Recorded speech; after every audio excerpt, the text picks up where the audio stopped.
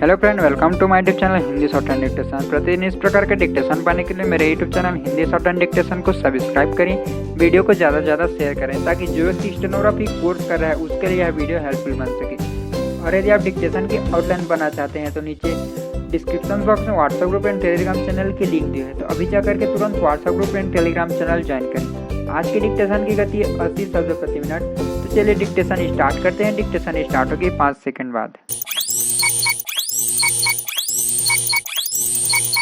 अध्यक्ष महोदय, सूचना मंत्रालय एक ऐसा मंत्रालय है जिसके कामों के संबंध में यह कहा जा सकता है कि बहुत कम आलोचना की गुंजाइश है। इसके कामों में आमतौर से यह देखा गया है कि सभी स्थानों पर प्रगति हुई है। जहाँ जहाँ कुछ कमजोरियाँ हैं उनको सुधारा जा सकता है। इसलिए सबसे पहले मैं आकाशवाणी के संबंध में कुछ कहना चाहता हूँ। यह बात सच है कि आकाशवाणी ने परिस्थितियों के अनुकूल अपने को बदला है। जब हमारे देश पर संकट आया तो इस विभाग ने डटकर उसका मुकाबला किया और परिस्थितियों के अनुसार अपने प्रसारणों को बढ़ाया। लेकिन मुझे दुख के साथ कहना पड़ता है कि इसकी भाषा नीति में अभी तक कोई परिवर्तन नहीं आ पाया है। पैरा, इस मंत्रालय का एक महत्वपूर्ण विभाग पत्र सूचना कार्यालय है, जिसके द्वारा सभी सूचनाएं अखबारों के द्वारा जनता तक पहुंचती है। अभी तक हमारे इस मंत्रालय का यह रुख रहा है कि इस देश की भाषा अंग्रेजी है और सब काम अंग्रेजी भाषा के माध्यम से होना चाहिए। यही कारण है कि इस विभाग में जितनी सूचनाएं प्रसारित होती है उनमें से अधिकांश अंग्रेजी में ही प्रसारित होती है, जिसके कारण देश में हमारी सरकार की बातें जनता तक नहीं पहुंच पाती। मैं अपनी इस बात की पुष्टि के लिए इस मंत्रालय द्वारा प्रकाशित पुस्तिका में दिए गए आंकड़ों को प्रस्तुत करना चाहता हूं। आप इन आंकड़ों को देखें तो आपको मालूम होगा कि अधिक प्रकाशन अंग्रेजी में हुए हैं। हिंदी या अन्य क्षेत्रीय भाषाओं के प्रकाशनों की संख्या बहुत कम है, जबकि इस देश में अंग्रेजी जानने वालों की संख्या 2% से अधिक नहीं है।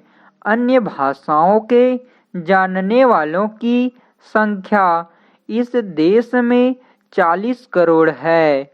इस दृष्टि से आवश्यकता इस बात की है कि हम अपना सारा काम अपनी भाषाओं के माध्यम से करें।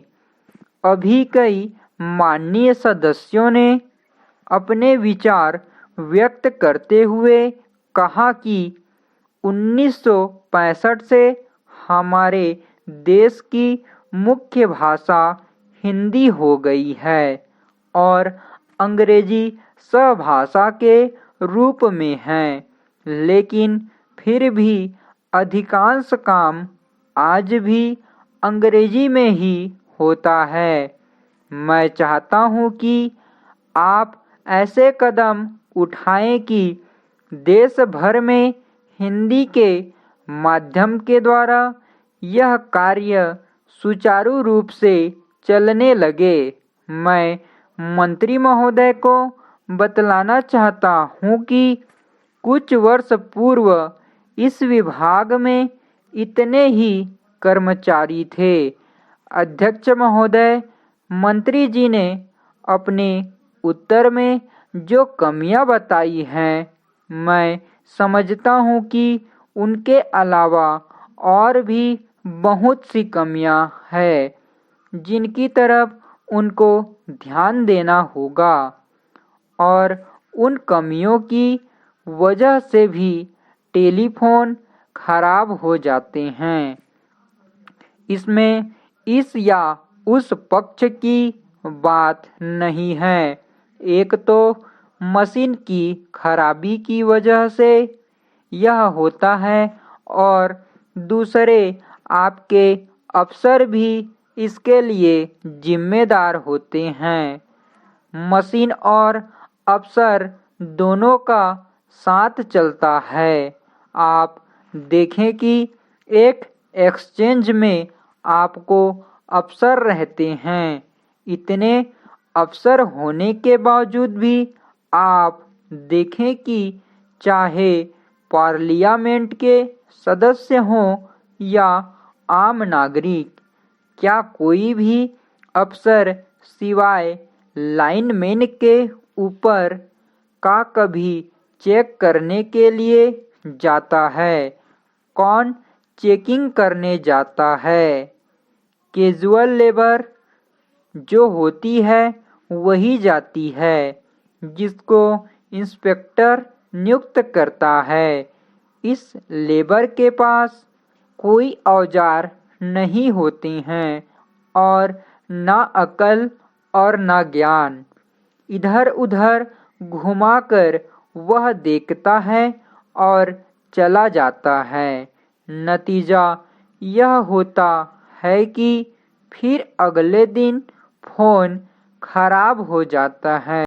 इस वास्ते क्या आपके जो अफसर हैं, जो एक्सचेंज अफसर हैं, उनको आप निर्देश दें कि वे ऑफिस में ही ना बैठे रहें, बल्कि फील्ड में भी जाएं, घूम फिर कर भी देखें कि क्या काम ठीक हो रहा है और जहां खराबी दूर की जाती है वह वास्तव में ठीक से दूर की जाती है या नहीं।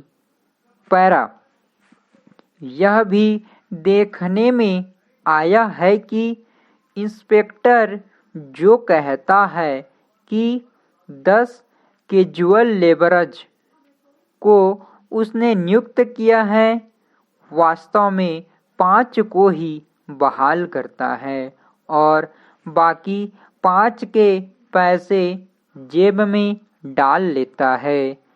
आप कहते हैं कि आपके अफसर सब अच्छे हैं, यह सर्टिफिकेट आप ही उनको दें।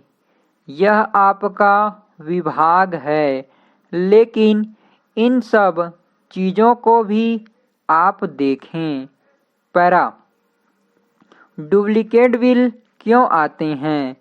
एक साल में कितनों के पास आते हैं और कितने लोग को डुप्लीकेट बिल के लिए लाइन में जाकर खड़ा होना पड़ता है। इसको आप देखें। बिल का भुगतान नहीं होता है तो लाइन काट दी जाती है। डुप्लीकेट बिल्स के लिए जो लाइन लगानी पड़ती है, इसका क्या कारण है? क्या इसलिए तो नहीं होता कि बिल भेजे ही नहीं जाते? पैरा, अध्यक्ष महोदय, मैं आपका बहुत आभारी हूँ कि आपने मुझे इस अवसर पर सदन में बोलने का अवसर दिया है। यह जो प्रस्ताव सदस्य महोदय ने यहाँ सदन में प्रस्तुत किया है, उस पर दोनों तरफ के लोगों ने अपने अपने विचार प्रकट किए हैं। मुझे बहुत खुशी है कि आज दोनों तरफ के लोगों ने एक ही आवाज़ में इस प्रस्ताव का समर्थन किया है। शायद यह पहला अवसर है जब इस प्रस्ताव पर सभी सदस्यों ने अपनी सहमति प्रकट की है। मुझे इस बात का डर भी है कि यह जो प्रस्ताव है उसे मंत्री महोदय द्वारा स्वीकार कर लिया जाएगा। स्टॉप।